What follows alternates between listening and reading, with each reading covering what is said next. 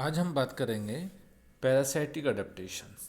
Parasitic adaptation यानी परजीविता में क्या अनुकूलन होता है। परजीवी जो होते हैं उनमें कौन कौन से अनुकूलन होते हैं जो वो आसानी से सरवाइव करते हैं।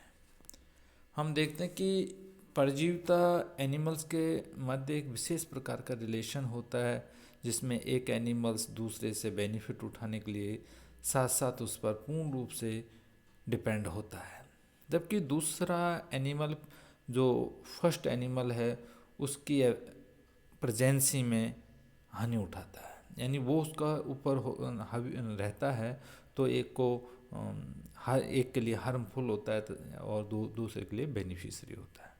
परंतु जंतु के जो पैरासाइट व दूसरे को होस्ट कहते हैं, तो परजीवी जो एनिमल्स होते हैं उनके विभिन्न स्ट्रक्चरल चेंजेस पाए जाते हैं, जो पैरासाइट एनिमल्स में बहुत सारी विशेषताएं होती हैं जिनके कारण वो आसानी से वहाँ पर रह सकता है। जैसे हम देखते हैं कि उनका जो ऑर्गेनाइजेशन होता है वो बहुत ही सिंपल होता है, यानी उनका सरल संगठन पाया जाता है। लोकोमोटरी ऑर्गन्स एब्सेंस होते हैं, सेंस ऑर्गन्स भी लगभग नहीं होते कुछ अपवाद को छोड़कर। अंडर डेवलप्ड डाइजेस्टिव ऑर्गन्स पाए जाते हैं जो अविकसित प्रकार का होता है। सेक्सुअल ऑर्गन का वेल डेवलप होते हैं। बॉडी पर एक मोटा आवरण पाया जाता है जो उस परजीवी को प्रोटेक्शन देता है। ऑर्गन्स ऑफ एडेशंस विकसित होते हैं। इनमें से उनके जो सूकर होते हैं, हुक होते हैं, वह सूल आदि है। इंटरनल्स जो पैरासाइट होते हैं वो अपने जो होस्ट होता है उसके द्वारा पचा हुआ या कम पचा हुआ जो फूड स्टफ होता है उसको वो ग्रहण करते हैं। अंतःपरजीवी जो एनिमल्स होते हैं वो एनारोबिक्स रेस्पिरेशंस कराते हैं और उनका जो परपोषी के शरीर में ऑक्सीजन का एक तरह से पूरी तरह से अभाव होता है। ये ग्लाइकोजन को तोड़कर और उनमें एनारोबिक्स रेस्पिरेशन की क्रिया करते हैं। जो अंतःपरजीवी होते हैं उनकी बॉडी के जो फ्लूइड्स का परासरण दाब परपोषी के बॉडी के जो फ्लूइड होते हैं उनके लगभग समान होता है, जिससे वहाँ पर उनको कोई दिक्कत नहीं होती है सर्वाइव करने में।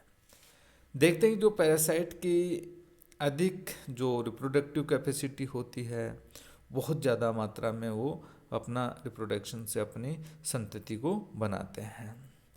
तो हमने जो इवोल्यूशन में पहले ही पढ़ा है कि जो एनिमल्स जितना छोटा होगा उसकी रिप्रोडक्टिव कैपेसिटी उतनी ही अधिक होगी।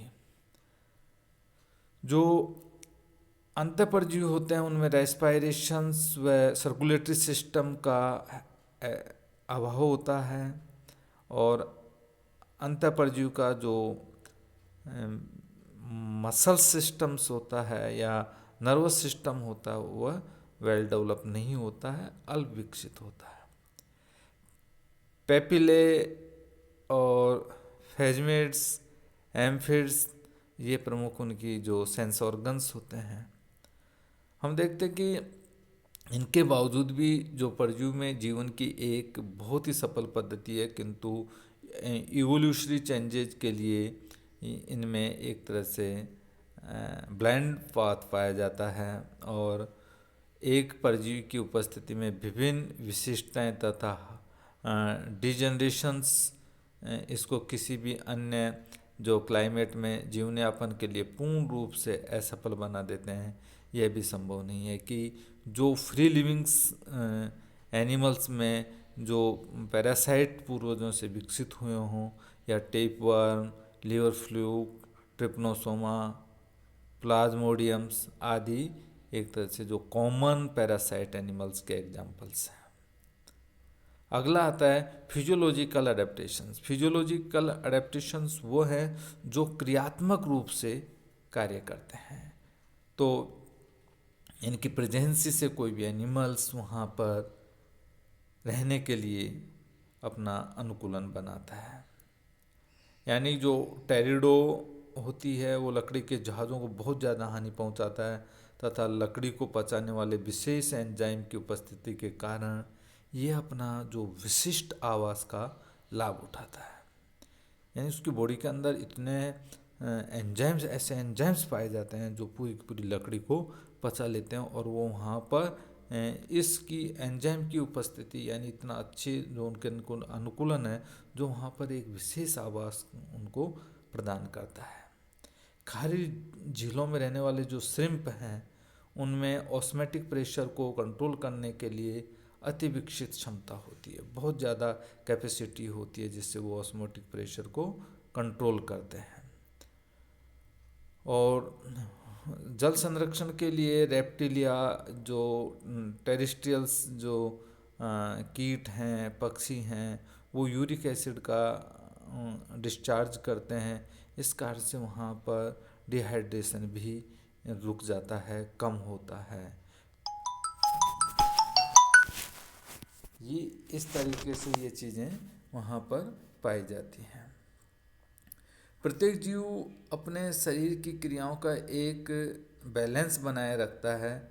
जब कभी यह बैलेंस अस्थायी रूप से चेंजेस होता है तो इसे पुनः स्थापित किया जाता है और इन क्रियाओं को जिनके द्वारा बैलेंस पुनः स्थापित होता है वो होमोस्टैटिक्स प्रेशर्स मेथड्स कहलाता है।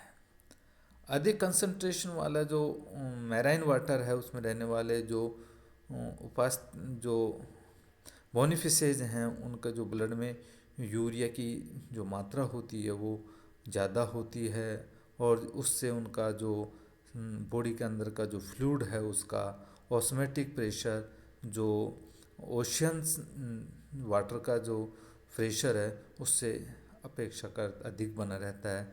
इससे उनका जो जल है शरीर से बाहर डिफ्यूज़ नहीं हो सकता है। तो इस तरीके से यह अपना अडेप्टेशन प्रदान करता है।